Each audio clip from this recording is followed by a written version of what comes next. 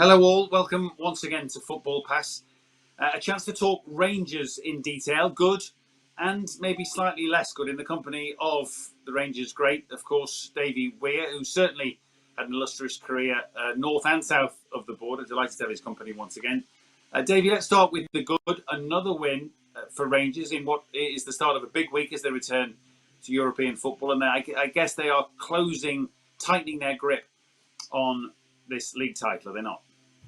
Yeah, it's getting closer and closer, I think. Obviously, in a really good position. They seem a little bit of a struggle. The last couple of games have been really tight, and fortunately, Rangers are coming on their outside of it. And you can see there's a little bit of probably pressure in terms of getting these results. They can sense they're so close, but they're getting the results. They're gradually getting closer to that title, which everybody's been waiting for and looking forward to for so long. So slowly but surely, but still getting the results.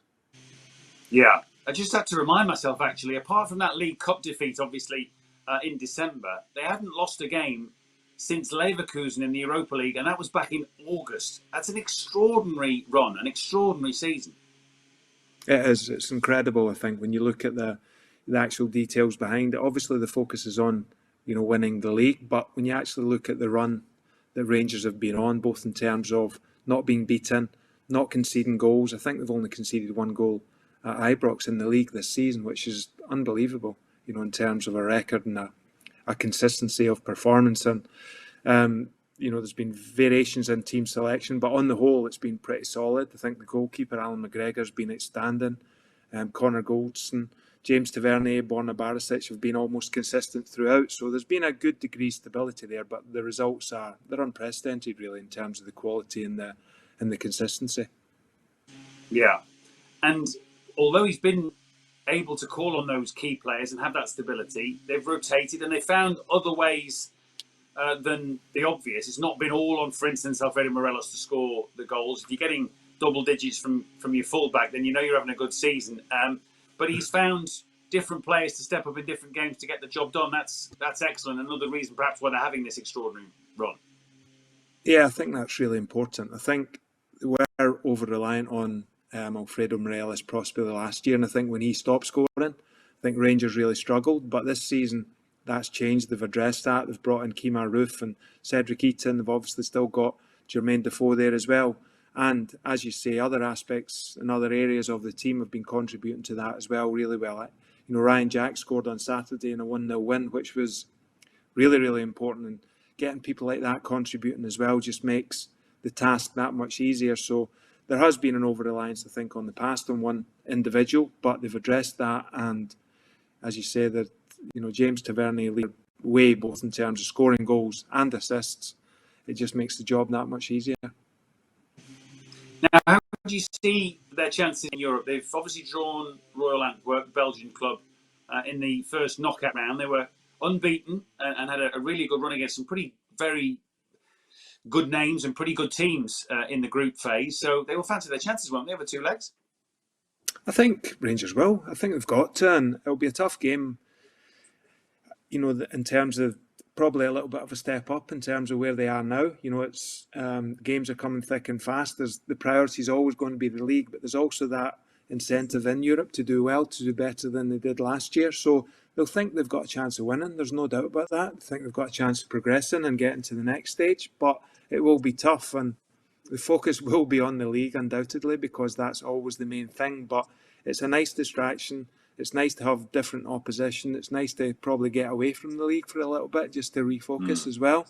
And I'm sure they'll be looking to progress. It's a massive thing. It always has been for Rangers to be involved in Europe, to be competitive. And again, we spoke about the league form, but the European form in terms of progressing, getting out the group stages and the knockout phases again is a real achievement. There's no getting away from that. To do that consistently, to keep the league form as good as it has, as well as having this run in Europe with all that and travelling and different opposition and more games, it really is a credit to the coaching staff and the players what they've done there. Yeah, I do remember with fondness actually the run to the final of this competition back in 2008, the final in Manchester. I remember covering that for TV. The extraordinary number of Rangers fans that came down just to be around it. Those that were lucky enough to get in at the Etihad obviously didn't go to plan on the pitch, but it tells you something about the real need, almost certainly the love that Scottish fans and in this case Rangers fans have for the mythical European runs that the big clubs have been on down the years. Yeah, and unfortunately the fans haven't been able to be on the travels for these trips, which is a great shame. Some of the trips they've missed in the last year or so now has been a real shame, and the results and the performances. So the Manchester experience and that whole campaign, some of the trips we went on, because we were in Champions League and then dropped into UEFA Cup as it was then. So there was a significant number of games, and it's been the same this season in terms of the number of games and the number of away trips. And that's what Rangers, along with league titles, that's where your memories is made as a player and a fan, and playing against different opposition in different cities and seeing different parts of Europe is a massive thing for Rangers and their fans. And hopefully we'll get back to the stage soon where we're able to travel and watch those games, and hopefully it's in the Champions League next season. That's the main goal. No, absolutely. And given Steven Gerrard's experiences as a player in the Champions League, and to some extent obviously the old UEFA Cup, now the Europa League, I would think it matters quite a lot to him. Yes, clearly, as you say, the priority is getting that first SPFL title for many a year and stopping the 10 in a row and all that goes with that in Glasgow and in Scottish football. But I would think for him personally, he'd want to make a mark if he can on the European stage, wouldn't he? That would only add to his growing reputation as a coach. I'm sure it does, yeah, and I'm sure he's excited by that. A different challenge against different coaches, different styles of football. And as you say, I'm sure Stephen and his coaching staff will enjoy that, will enjoy the different challenge. Sometimes I think in Scotland, a lot of the teams are low blocks and defensive, and it's a different challenge when you go in Europe. Maybe the games are a little bit more open, maybe the challenge is slightly different, and I'm sure the coaching staff and the manager enjoy that. They enjoy the different types of games that they're playing, and just a change from the normal Scottish games, which are often very aggressive, very defensive from the opposition, particularly at Ibrox. So I'm sure they'll enjoy the challenge, and Stevens has got a great pedigree and history of being successful in Europe, so I'm sure he's looking to add to that as a manager. Did you find that as a defender, was it a different type of game for you to get your head around when you played in Europe? Perhaps a less physical, but sometimes psychological or mental type of football? It definitely was for us. We almost had two different teams when we were competing domestically, and then we were playing in Europe midweek. It seemed to be almost a completely different mindset, a completely different formation, a completely different style of football. It was almost a different sport, to be honest, in terms of the contrast from Saturday to midweek. And I think we really enjoyed those challenges of finding a way to get results, finding a way to progress, and finding a way to be successful. And that is the challenge of being at Rangers, is finding a way to win and finding a way to, in Europe especially, obviously progressing. Yeah, no, absolutely. And of course, if were they to get past Antwerp, there's the tantalising prospect further down the line maybe of picking up a draw against one of the English teams that's in the competition, which would be fantastic. Yeah. I only have to think, for instance, of Leicester in the same competition with Brendan Rodgers of all people in the opposite. That would be quite a meeting, without getting too far ahead of ourselves. What he doesn't need, of course, at the moment, Stephen or anyone at Rangers, is the kind of distractions that we are currently hearing whispers about. We must be careful not to get ahead of ourselves here, but we do know, obviously, two Rangers players were reprimanded and banned for a number of games for attending an illegal house party in December. And it sounds like that might, and I do stress the word might, have happened again. Certainly police were called to a house party that was broken up on Saturday night, and there are reports circulating that Rangers players might have been involved in that. If that's the case, that is just the kind of headache he doesn't need. Yeah, obviously, as you said, Matt, until we get all the facts, and it's just kind of rumours at the minute, it'd be difficult to comment on too much. But off the field distractions are the last things that Rangers need at the minute, and until we know exactly what's happened, it's difficult to comment. There's obviously been instances in the past that from various clubs, not just Rangers or any other individual clubs, but just different issues that have cropped up. And this, if it is true, will be a different one and be another headache that they don't need. And it'll be disappointing if players have broken the rules or done what they've not or they shouldn't be doing at this time. When we all know the difficulties, and we all know being a sportsman it does bring added responsibility, it does bring added pressure, and we'll just have to wait and find out the fullness of the facts. And hopefully it isn't what it's been rumoured to be, and hopefully we can get a good, reasonable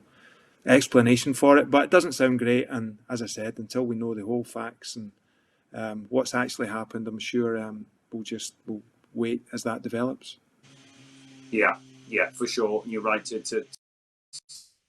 we must wait and see. What I do note with interest is that the two players involved in December, Stephen has moved on back into English football, actually on loan in January. So he's clearly not prepared to put up with too much, by the way, these unwelcome distractions. Now, in terms of his team and actually his future at Ibrox, I just wonder, obviously, if this season pans out as well as it looks like it might well, then do you foresee this being the start of a little golden period for Stephen and this current squad, or might there be changes, do you think, in the summer? I think it's obviously Rangers are getting close to winning that league now, and I think that will be a massive relief for the club and for Stephen to do that. I think it's been an ongoing process for 2-3 years now, and I think that's a culmination of a lot of work, a lot of investment, and a lot of belief in terms of having eyes on the prize and seeing where they want to get to. And I think when Rangers do win the league, and I think they will win the league, I think Stephen will be surprised at how big a thing it is, and how well received it is, and how important it is to so many people. And I think he'll enjoy that, and I think he'll and Walter Smith always used to say, winning the next one's always the most important. And as soon as you do win that league, then it becomes focused on the next one. And hopefully there's Champions League football to look forward to as well, which I think will be a real nice thing for the club to look forward to. So I think there's a lot of exciting things to happen for Rangers, and not getting ahead of ourselves, in terms of the league's not won yet, but in a really good position. And I think, if we can finish it off, get a few results, the games are close, as we said earlier, they're tight, and the pressure's on, there's no doubt about that, but they've responded really well, and I think the prize will be well worth waiting for. Yeah, it's interesting how you went from a moment about when Rangers could hold on to key players like Ryan or Morelos and maybe even Stephen himself, and now suddenly, as you rightly point out, the tantalising prospect of Champions League football, were it to happen next season, the name that Steven Gerrard is already and is becoming as a manager, the players that are already there, Rangers could get better rather than the vultures circling. They could have a squad that's the envy of the team on the other side of the city.